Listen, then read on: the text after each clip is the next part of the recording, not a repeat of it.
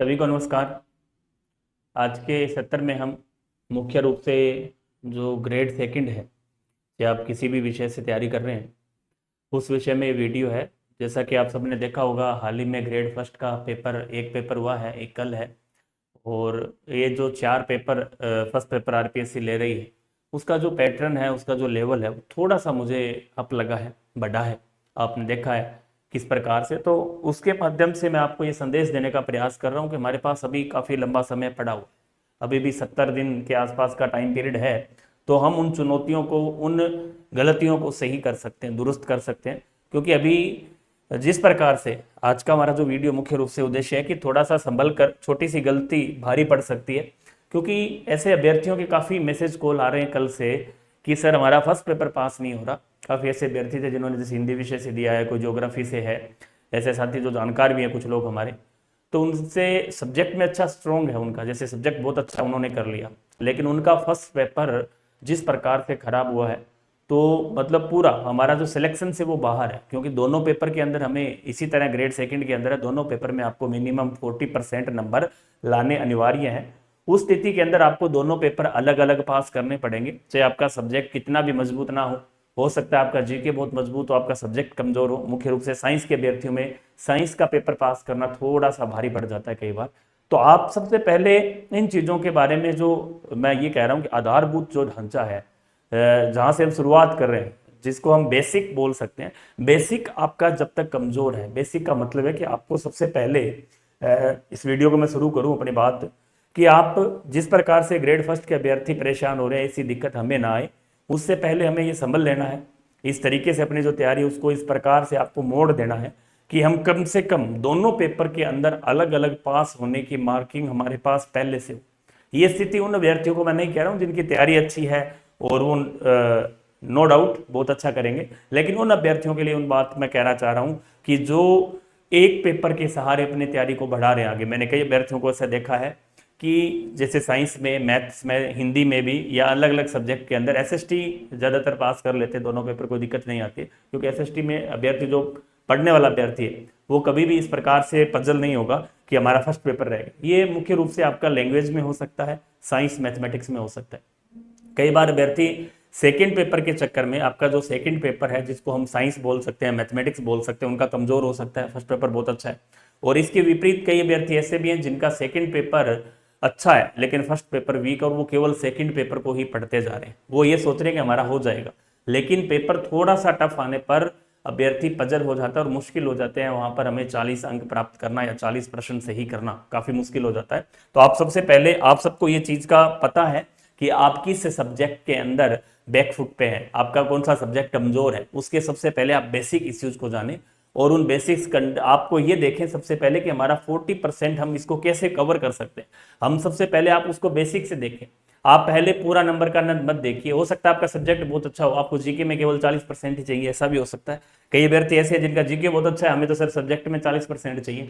तो उसके लिए आपको ऐसी रणनीति पर काम करना पड़ेगा, ऐसी स्ट्रेटेजी पर काम करना पड़ेगा कि आप उसके 40% को हासिल कर सकें। जैसे मैं जीके की बात करूं तो जीके के अंदर आप 40% आपके लिए कोई ज़्यादा बड़ा इशू नहीं है, ज़्यादा बड़ा स्कोर भी नहीं है, आप आराम से प्राप्त कर सकते हैं। जैसे हम बात कर सकते हैं हिंदी विषय में, या आप बात कर सकते हैं साइंस विषय के अंदर, चाहे आप किसी भी सब्जेक्ट से हैं ऑटोमेटिक। आपका हिंदी विषय हो सकता है, आपका मैथ हो सकता है,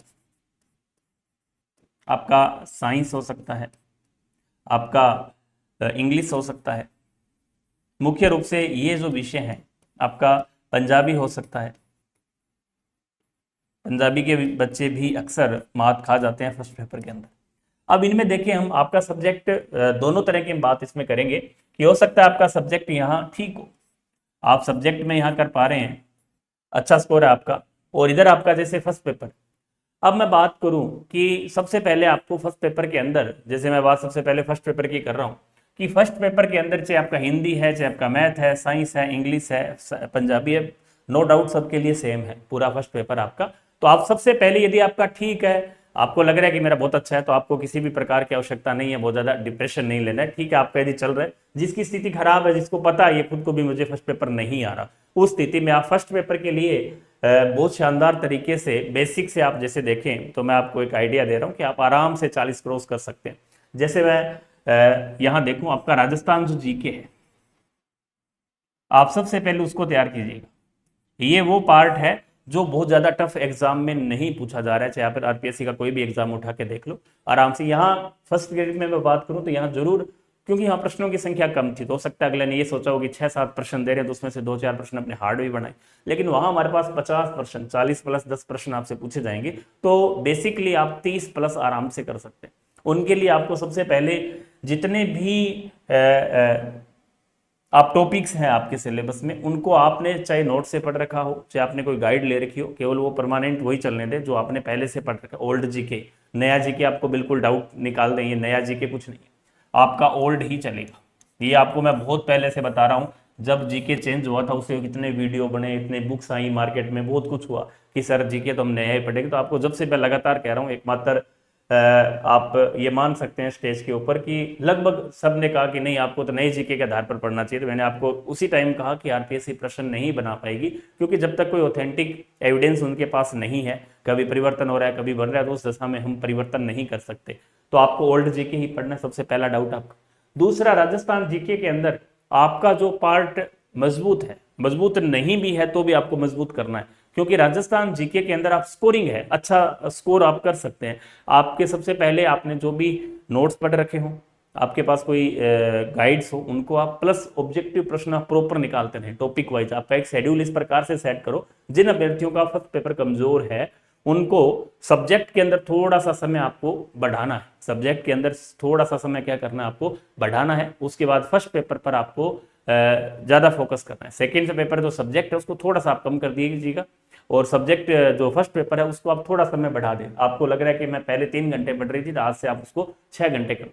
उसके बाद आप अपना एक निश्चित टाइम टेबल बना लीजिए, मुझे 3 घंटे राजस्थान जीके पढ़ना है, 1 घंटा मुझे इंडिया पॉलिटिकल पढ़नी है, 1 घंटे। इससे पहले भी मैंने एक वीडियो आपको बताया था कि कहाँ कहाँ मार्क्स आप बढ़ा सकते हैं, इससे पहले एक मेरा वीडियो डाला हुआ है जिसमें मैंने हर एक सब्जेक्ट के ऊपर आपसे चर्चा की थी। अब राजस्थान जीके के अंदर, राजस्थान जीके में बात करूं तो 40 प्लस आपसे 10 प्रश्न पूछे जा रहे हैं। तो यहाँ जो 40 प्रश्न हैं ये आपके इंडिया कल्चर, सॉरी राजस्थान की कला संस्कृति, राजस्थान की हिस्ट्री, राजस्थान की ज्योग्राफी और राजस्थान की पॉलिटिकल साइंस, इन 4 सब्जेक्ट से पूछे जाते हैं। 10 प्रश्न आप राजस्थान करंट अफेयर्स, जो आपको मुख्य रूप से पर्यटन को देखते हुए, पर्यटन का जो पार्ट है उसको, पर्यटन नहीं सॉरी, जो आपका अभी बजट का जो पार्ट है, बजट वाले पार्ट को शामिल करते हुए, कई बार बजट से प्रश्न पूछ लिए जाते हैं कि आप उद्योग में क्या परिवर्तन हुए हैं, ऊर्जा में क्या आप नए आयाम स्थापित किए हैं, या आपकी कोई पर्यटन के अंदर क्या परिवर्तन हुआ है, या अन्य जो टॉपिक्स करंट से जुड़े हुए उनको साथ आप लेके चलेंगे। कहाँ पे नॉर्मा बन रहा है, कहाँ कोई मंदिर बना, किसका उद्धार हो रहा है, कोई मंदिर का, कोई दुर्ग का, इस प्रकार के प्रश्न पूछ लिए जाते हैं। तो आप उनको साथ में लेके चलें टॉपिक को। अब 40 जो प्रश्न आपके हैं ओल्ड जीके के, वो प्रॉपर आपके जो नोट्स बने हुए उनको आप प्लस जो चीजें आपने पहले पढ़ रखी और आपको लगे कि ये कमजोर है, ये पार्ट यहाँ से कवर नहीं हो रहा, तो आप चेंज करते हुए कोई आप ऐसी गाइड्स देख सकते हैं, या आपने 10वीं 11वीं 9वीं 10वीं की जो बुक्स है, केवल 9वीं 10वीं की राजस्थान अध्ययन की, वो बुक देख सकते हैं। और यदि आपका प्रॉपर मटेरियल आपके पास है, जो चीज़ आपने पहले पढ़ रखी है, तो आपको अदरवाइज नई बुक लेने की आवश्यकता नहीं है। कई बार ऐसा भी सोच लेते हैं कि पैटर्न बदल रहा है, ऐसा माहौल एक बन जाता है कि नहीं अभी तो हमें गाइड लानी चाहिए, इससे पेपर नहीं आया। देखो उससे कुछ नहीं होने वाला, जो पेपर कहीं से नहीं आ रहा वो कहीं से नहीं आएगा, आप चाहे कोई भी गाइड पढ़ लो, लेकिन आपके जो नोट्स प्रॉपर हैं, आपने पहले पढ़ रखे, उनको आप जितना ज़्यादा बार कर सकते हैं, उसके साथ आप ऑब्जेक्टिव निकालते रहो। आपको कोई नई चीज़ें लिखे तो आप उसमें ऐड करो, केवल यही चीज़ आपको पढ़नी। अब यहाँ आप, मुझे पता है आराम से 30 प्लस प्रश्न आप आराम से कवर कर लोगे, कहीं दिक्कत नहीं आएगी। आपका राजस्थान जी के स्ट्रॉन्ग है वो जाएगा, नहीं भी है तो भी 30 प्लस प्रश्न आपके हो जाएंगे। हमें केवल यहाँ 40 अंकों की मैं बात कर रहा हूँ, यहाँ आप आराम से 50 में से 30 प्लस अंक कर सकते हैं। करंट के लिए आपको क्रोनोलॉजी राजस्थान परिदृश्य पार्ट वाला, और मैं भी जुलाई के अंदर 10 क्लास आपकी शुरू करूंगा, जिसके अंतर्गत 10 क्लास के अंदर जितना भी महत्वपूर्ण करंट्स है उसको हम, योजना हो सकती है, महत्वपूर्ण व्यक्तित्व हो सकते हैं, महत्वपूर्ण खेल हो सकते हैं, या कोई अंतर्राष्ट्रीय या राष्ट्रीय स्तर का कोई पुरस्कार हो सकता है, कोई व्यक्ति ऊंचे पद पर जा सकता है, कोई राज्यपाल बन सकता है दूसरे राज्य का, या कोई अन्य बड़ी नियुक्ति हो सकती है, संबंधित आयोग की नियुक्तियां हो सकती हैं, तो वो सारे प्रश्न एग्जाम में पूछे जाते हैं। इसके अलावा आपका जो सिलेबस उसमें दे रखा है, महत्वपूर्ण व्यक्तित्व है, खेल है, पुरस्कार है, इससे संबंधित प्रश्न आपके पूछे जाते हैं, या राजनीतिक नियुक्तियां हैं, विधानसभा करंट के रूप में। अब ये सब्जेक्ट है, जैसे विधानसभा का आपके टॉपिक है सेकंड के, तो उसको करंट रिलीज आप करते जाएं साथ साथ, तो ऐसे प्रश्न एग्जाम में पूछे जाते हैं। राजस्थान जीके में आप इसके बाद दूसरा जैसे हम देखें तो ज्यादा जो प्रश्न है इंडिया वाले पार्ट में देखें तो यहाँ पॉलिटिकल साइंस के ज्यादा प्रश्न आते हैं, 12-13 प्रश्न, कई बार 14 भी आ जाते हैं, कई बार 15 भी है, एक एग्जाम में पीछे 16-17 तक भी आए हुए हैं। तो आप एवरेज 14 से 15 प्रश्न माने तो उसको थोड़ा सा अच्छा पढ़ने का प्रयास करना है आपको। उसमें जो बाहर ज्यादा हार्ड प्रश्न उनको आप छोड़ दीजिए, जो इजी लेवल के प्रश्न है उनको आपको छोड़ना नहीं है। इसके साथ साथ हम यहाँ साइको के भी 20 प्रश्न आते हैं, जो भी आप थोड़ा सा भी अच्छे से कर लेते हैं तो यहाँ फर्स्ट पेपर को पास करने में मुझे नहीं लग रहा कोई दिक्कत होगी आपको, क्योंकि साइको के 20 प्रश्न हम मान के चले तो 16 से लेकर 18-19 तक हर व्यक्ति सही करता है, यदि साइको आपने एवरेज पढ़ रखी, ऑब्जेक्टिव प्रश्न आप साथ साथ निकालते रहे, टॉपिक जो आपका गाइड आपने जो भी ले रखी है, चाहे वंदना की हो, वो अन्य कोई बुक आप पढ़ रहे हो, या जो भी आपके पास है उसको आपको पढ़ना है, नहीं बदलने की आवश्यकता नहीं है, वो है वो ठीक। इसके अलावा इंडिया को पॉलिटिकल की मैंने बात की, तो ये ऐसे पार्ट्स हैं जहां आप आराम से अपना जो स्कोर है अच्छा कर सकते हैं। अब एक हम क्या करते हैं कि जो चीजें नहीं पढ़ने वाली उनको पहले पढ़ते हैं, जैसे इकोनॉमिक्स है उसको आप छोड़ दीजिए, कहाँ दिक्कत आ रही है, नहीं हो रहा छोड़ दो, कोई दिक्कत नहीं। आप राजस्थान इंडिया ज्योग्राफी है उसके एक इजी टॉपिक जैसे नदियां हैं, उद्योग हैं, वहां से कई बार प्रश्न आते हैं। वर्ल्ड ज्योग्राफी में बहुत इजी टॉपिक्स है, महाद्वीप महासागर है, पवन तंत्र है, यहाँ से लगभग प्रश्न आता है, ईजी आता है, आप आराम से उसको कवर कर सकते हैं, बहुत ऊपर लेवल के प्रश्न आते हैं। तो यहाँ मुझे नहीं लग रहा कि फर्स्ट पेपर में यदि आप कोई व्यक्ति 40 अंक 100 में से नहीं प्राप्त कर रहा है, वहाँ क्राइटेरिया कम है, सब्जेक्ट ज्यादा है, 75 ही प्रश्न थे, उसमें से राजस्थान जी के बहुत कम है, वेटेज हिंदी है, काफी सब्जेक्ट से, तो समस्या आ सकती है। हमारा पैटर्न थोड़ा अलग है, उससे बहुत अलग है, थोड़ा नहीं, तो यहाँ केवल एक ही सब्जेक्ट से आपके प्रश्न पूछे जा रहे हैं। तो आप नो डाउट ये बिल्कुल दिमाग से निकाल दें कि हमारा जो फर्स्ट पेपर है वो कमजोर होगा या हम पास नहीं करेंगे, ऐसा संभव नहीं है। यदि आप बिल्कुल ही नहीं पढ़ रहे हैं, देखो फिर तो समस्या है, आप छोड़ ही रखा है आपने कि नहीं तो मैं सब्जेक्ट ही पढ़ रहा हूँ, कई बच्चे ऐसे जिनकी रुचि नहीं है, तो अब वो उनको पढ़ना चाहिए, नहीं पढ़ोगे तो देखो आप पास आउट नहीं हो पाओगे इस पेपर में। लेकिन आप एवरेज इस तरीके से पढ़ लेते हो तो ऐसी कंडीशंस नहीं आएगी कि आप इस पेपर को पास नहीं कर पा रहे हैं। ऐसा बिल्कुल कितना भी टफ लेवल का पेपर आ जाए आप आराम से इतने प्रश्न कवर कर लोगे।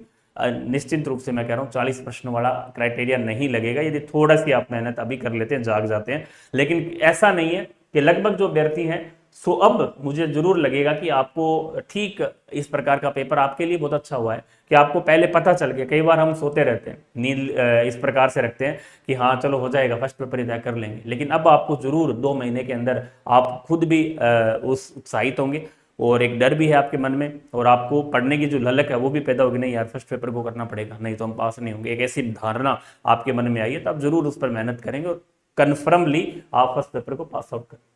अब मैं सब्जेक्ट की बात करूं तो यहाँ जो सब्जेक्ट के अभ्यर्थी हैं, जैसे सब्जेक्ट के अंदर इनमें कोई समस्या नहीं आती है, वो ज्यादा मुझे नहीं लगा कि आज तक ऐसा हुआ हो कि पेपर सब्जेक्ट में आप पास नहीं हुए। ये समस्या केवल मैथ और साइंस के अभ्यर्थियों के पास है। ऐसा अक्सर होता है, जब भी 40% का रूल आया है साइंस के अंदर अक्सर हुआ है। कुछ अभ्यर्थियों, देखो 100 में से 70% अभ्यर्थियों के साथ साइंस मैथ में हुआ है, 30% के विद्यार्थी साइंस मैथ के थे जिनके साथ ऐसा हुआ कि हम जीके कवर नहीं कर पाए, ज्यादातर सब्जेक्ट में रहे। तो सब्जेक्ट का आपको कितना भी बड़ा देख, सब्जेक्ट के अंदर हमें 40% अंक हासिल करना थोड़ा सा भारी पड़ जाता है। क्यों पड़ जाता है? क्योंकि हमारे पास एक सब्जेक्ट हम पहले से छोड़ के चलते हैं, उसको पढ़ो ना पढ़ो फिर भी हमारे नंबर नहीं आते, तो हम 3 सब्जेक्ट के भरोसे काम करते हैं। तो वहां आप एक नई स्ट्रेटेजी अपना सकते हैं, एक नया तरीका अपना सकते हैं कि आप सबसे पहले उन चीजों को कवर करें जो चीजें आपने पढ़ रखी हैं, जिस तरीके से आप पहले उन पर काम करें कि हमारा 40% का काम हो जाए। उसके बाद आप, कई बार हम इस तरीके से पढ़ते हैं कि हमें पता ही नहीं चल रहा हम पढ़ क्या रहे हैं, तो आप ऐसी स्ट्रेटेजी बनाइए कि अभी तक भी आपने, ठीक है आपने पढ़ सारा रखा है, लेकिन उसको व्यवस्थित करने का समय है। उसको व्यवस्थित इस तरीके से करना है कि हम, जो हमारा सब्जेक्ट है उसमें मूलभूत जो फंडामेंटल टॉपिक्स हैं, आधारभूत जो टॉपिक हैं जहां से प्रश्न आता ही आता है, और जिन टॉपिक से प्रश्न ज्यादा आते हैं, जिन टॉपिक्स को हम अच्छे से कवर कर सकते हैं, जहां से हमारा प्रश्न गलत होने की संभावनाएं कम है, या जो आपका एक तरह से मार्क्स वाला टॉपिक है जहां से ज्यादा प्रश्न एग्जाम में पूछे जाते हैं, तो उन टॉपिकों को आपको पहले करने की आवश्यकता है। आप टफ को एक बार छोड़ दीजिए। आपका यदि सब्जेक्ट बिल्कुल कमजोर है तो आप पहले 0 से स्टार्ट कीजिएगा कि आपके जो सब्जेक्ट आपने पढ़ा उनमें से इजी जो टॉपिक है उनको आप थ्योरेटिकल, हो सकता है जैसे केमिस्ट्री के अंदर आपको समस्या है तो आप थ्योरेटिकल पूरा कर लीजिएगा पहले। उसके बाद बायो में जो टॉपिक आपको कमजोर हैं, जो टॉपिक से ज्यादा प्रश्न आ रहे हैं, उनको आप अच्छे से कवर करें, तो आप आराम से इस स्ट्रेटेजी के अनुसार इस पेपर को पास कर सकते हैं। लेकिन आप अंधाधुंध बिना सोचे समझे यदि टॉपिक पढ़ रहे हैं, कभी कोई टॉपिक उठा लिया, कभी कोई उठा लिया, आपको पता ही नहीं है कि कितने टॉपिक हैं, किस प्रकार से पढ़ना है, किसके ऑब्जेक्टिव आपने निकाले हैं नहीं निकाले, उस दशा में कंडीशन थोड़ी सी खराब हो सकती है। तो आपको अभी काफ़ी समय है। अभी आप ये मत सोचिएगा कि हमारे पास समय नहीं है। आपके लिए एक पहले एक आपके लिए एक अलार्म लगा है कि आपको एक संदेश दिया आरपीएससी ने कि अभी भी आप जाग जाइएगा। आप इस तरीके से, आड़ू तरीके से जिसको हम बोलें, या रेंडमली आपको नहीं पढ़ना है। आप आरपीएससी यहाँ ज्ञान का चेक नहीं कर रही है, केवल देखो जहाँ क्राइटेरिया न्यूनतम है तो आप आराम से जैसा आरपीएससी कर रही है आपको भी वैसा करना चाहिए। आप भी पहले फंडामेंटल आधारभूत जो टॉपिक्स हैं, जो ज़्यादा मार्क्स वाले हैं, मार्जिन जिनका ज़्यादा है, मार्क्स मार्जिन ज़्यादा, उनको आप पहले कर लीजिए और आपको 40 का आप सेफ हो जाइए। उसके बाद आप उसके आधार पर आगे बढ़ते जाइए। लेकिन हम कई बार क्या है कि सोचते नहीं है चीज़ें, केवल पढ़ते जाते हैं और एकदम पेपर आता है, अरे यार ये कहाँ से आ गया, ये तो हमने पढ़ा ही नहीं। ऐसा नहीं होता है, पढ़ा हुआ ही आएगा, सिलेबस से बाहर टॉपिक्स नहीं आते हैं, लेकिन हम उन टॉपिकों को छोड़ देते हैं। तो आप सबसे पहले जो मार्जिन वाले टॉपिक हैं, जिनके मार्क्स मार्जिन ज़्यादा है, क्वेश्चन मार्जिन ज़्यादा है, जहाँ से ज़्यादा प्रश्न आ रहे हैं, उनको आप अच्छे से करें, बेसिक से चलते जाएं। धीरे धीरे घबराना नहीं है बिल्कुल भी, क्योंकि कल से परसों से मैं देख रहा हूँ इस वीडियो का केवल उद्देश्य यही है। ये सारी चीज़ें आपने पढ़ रखी है, मुझे बताने की आवश्यकता नहीं, तुझे पता, आपको पता भी यही चीज़ें, लेकिन इस वीडियो का उद्देश्य यही है कि कई बार हम भ्रामक जो प्रचार है यूट्यूब के ऊपर हो रहा हो या विभिन्न टेलीग्राम के माध्यम से हो रहा हो कि नहीं यार सेकंड ग्रेड में नहीं होगा, ये तो ऐसे ही पेपर सिलेबस से बाहर आया है, पढ़ाए हुए में से कुछ नहीं आया, ये कोचिंग वाले ऐसे ही हैं, यूट्यूब वाले ऐसे ही हैं, इस प्रकार के तमाम वीडियोज तमाम आपके सोशल मीडिया पर चलते रहते हैं। लेकिन उनसे आपको किसी भी प्रकार की हिचकिचाने की आवश्यकता नहीं है। अभी भी समय हमारे पास है, पढ़ने से होगा। जब तक आप खुद सेल्फ स्टडी नहीं करेंगे, देखो नहीं होने वाला, कुछ भी नहीं होगा। आपको मेहनत करनी पड़ेगी, धरातल पर मेहनत करनी पड़ेगी। लेकिन ये नहीं कह सकता कि आप 40% इसमें हासिल नहीं कर सकते, कहीं नहीं लिखा हुआ, आप आराम से कर सकते हैं। लेकिन आप अब पिछले संस्कृत शिक्षा विभाग में हालांकि ये नहीं था, उससे पहले जैसे पेपर हुआ तो उसमें हम खुद गलती कर जाते हैं, हम देखते नहीं है। 40% ऐसा कोई पेपर नहीं है जिसके अंदर, ऐसा कभी नहीं होगा, आप साइंस में देख लीजिएगा कि आपको 150 में से 70 सवाल नहीं है, ऐसा संभव नहीं है यदि आपने तैयारी की है ईमानदारी से। यार 15% तो टीचिंग मेथड की कर दोगे आप, कहाँ दिक्कत आ रही। 20-25% आप आराम से बायो के, 20-25% आप केमिस्ट्री की कर सकते हैं, कहाँ 70% क्यों नहीं सही हो रहे सही। लेकिन आप करने का प्रयास नहीं करते, आप करते नहीं। आप पहले से ही कई बार पेपर का पैटर्न जैसे बदला होता है, आप जैसे पिछली परीक्षा में देखा, हम देखते नहीं है, प्रश्नों का पैटर्न नहीं समझ पाते, पता नहीं चल पाता। उन चीज़ों को आपको थोड़ा सा देखना है, जागते रहना है, हर एक चीज़ पर पहनी नज़र से। बहुत सी चीज़ें हैं जो हमें आगे हम बताते रहेंगे पेपर से ठीक पहले, आपका एक विशेष तौर से किस प्रकार से पेपर सॉल्यूशन करें, वो चीज़ें बात की। पहले आप अपना जो ज्ञान है उसको बढ़ाएं, तैयारी है उसको परिपूर्ण करें, सिलेबस को अच्छे से कवर करें, ये सारी चीज़ें आपको फायदा देगी। लेकिन सोशल मीडिया पर जो एक तरह से नेगेटिविटी फैलाई जा रही है, वो नेगेटिविटी से आपको बचना है। आप पॉजिटिव एनर्जी के साथ काम करें, दिनों दिन हो सकता है आगे पेपर 2-3 वीडियो आज क्यों डाला मैंने, इसीलिए डाला कि आगे आने वाले 2-3 पेपर्स हैं उसमें भी आपको ऐसा डेली बताएंगे कि आज इतना पेपर टफ आया है, आप इस प्रकार से करें। तो वो सारी चीज़ें बेकार हैं। आप बेसिक से, जीरो से अपने आप को इन टॉपिकों को जो इजी हैं उनको आप पहले प्रयास करें, उनका पहले रिवीजन कर लें। आप समय बचे तो आप बाद में पढ़ लें। कई बार हम क्या पीछे वाला पढ़ते जाते हैं, आगे जाते जाते हैं और पीछे वाला हम भूलते जाते हैं, तो उन चीज़ को आप छोड़ दें, प्रॉपर रिवीजन करें, प्रॉपर ऑब्जेक्टिव जो क्वेश्चन है वो आप ज़्यादा से ज़्यादा निकालें। अभी नए समय के अंदर आपको थ्योरी बहुत ज़्यादा पढ़ने की आवश्यकता नहीं है। हम कई बार क्या है कि नई किताब आ गई या नई चीज़ हमें मिल गई तो हम ललायित हो जाते हैं कि नहीं यार हम नया पढ़ लेते हैं, इसमें पता नहीं क्या मिलेगा। वो सारी चीज़ें वही हैं जो आपने पढ़ रखी, वो किताब का कवर पेज चेंज हो गया, अलग डाल दिया, ऐसा नहीं है। आप जितना अधिक से अधिक ऑब्जेक्टिव जितना निकालेंगे वो आपके लिए ज़्यादा सही है। तो आप आराम से निश्चिंत रह के आराम से इस परीक्षा को पास कर सकते हैं। कोई भय नहीं होना चाहिए आपके दिमाग में, कोई डर नहीं होना चाहिए। बैठें आप आराम से, लगातार जिस तरीके से आप पढ़ रहे हैं उस तरीके से आप पढ़ते रहें, कोई पैटर्न, कोई फर्क नहीं पड़ेगा। पैटर्न का मतलब है कि 1, 2, 4, 5% यदि टफ भी आते हैं तो आप उनको छोड़ दीजिए, कहाँ दिक्कत आ रही। अब पैटर्न बदलने का मतलब है कि देखो हम ये नहीं कर सकते कि पैटर्न बदल के कोई बहुत बाहर चला गया, ठीक है थोड़ा प्रश्न है कुछ डीप आ गए तो आप उस अनुसार पढ़ लें। भी आजकल क्या है, कूट के प्रश्न आ रहे हैं तो थोड़ा सा हमें गहराई से पढ़ने की आवश्यकता है। पैटर्न क्या बदला, कूट का मतलब है कि आपको चारों ऑप्शन आने चाहिए, तो आप थोड़ा सा उसको टॉपिक को अच्छे से कवर करें, पढ़ते जाएं। पहले अब सीधा पूछ लिया जाता था राइबोसोम की खोज किसने की, आजकल राइबोसोम के 4 आपको पॉइंट्स दे देंगे, निम्न में से राइबोसोम के संबंध में कौन सा कथन सही है। तो अब आपको राइबोसोम को पूरा पढ़ना पड़ेगा। तो ये चीज़ें बढ़ेगी, कंपटीशन बढ़ रहा है, तो थोड़ा हो सकता है आपको ये भी करे। आरपीएससी की जो साख है पिछले काफ़ी समय से खराब भी हुई है, तो थोड़ा गुस्से में भी है आरपीएससी, हो सकता है उन्होंने थोड़ा और टफ बना दिया, तो उन चीज़ों से कोई फर्क नहीं पड़ेगा। आप पॉजिटिव एनर्जी के साथ लगे रहें। बहुत ज़्यादा समय आपके पास है नहीं, इस समय का जितना समय का आप सदुपयोग कर सकते हैं उतना करें। बाहरी लोगों से बचें, नेगेटिविटी फैलाने वाले लोगों से बचें। जितना हो सकता है आपको वो अंदर रखना है। कई बार हम लाइब्रेरी में जाते हैं, कोचिंग में जाते हैं, बाहर जाते हैं, तो कई व्यक्ति मिल जाते हैं कि नहीं यार सेकंड ग्रेड की क्या कर रहा है, तो रीट की कर ले, पेपर इस प्रकार के आने, तेरे से पास थोड़ी होगा, 40% का रूल है। तो बच्चा डर जाता है, भयभीत हो जाता है। उन चीज़ों से हमें बचना है और आपका सिलेक्शन निश्चिंत रूप से होगा यदि आपने तैयारी सही ढंग से की है, ईमानदारी से की है, आपको वो चीज़ें सब पता है। बस आपको उसको रेगुलर रखना है, नियमित रखना है। आपको दुनिया की कोई भी ताकत नहीं रोक सकती। तो आप रेगुलर लगे रहें, नियमित लगे रहें। आगे के सेशन में आपसे और चर्चा करेंगे।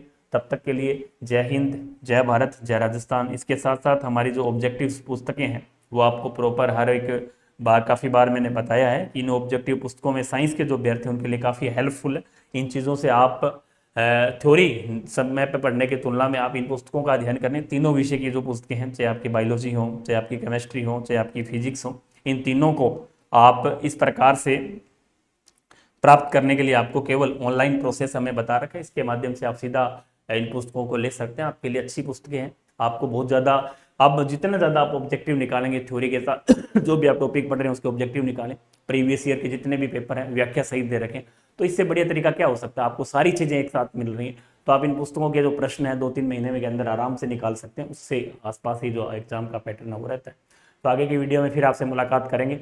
तब तक के लिए जय हिंद, जय भारत, जय राजस्थान।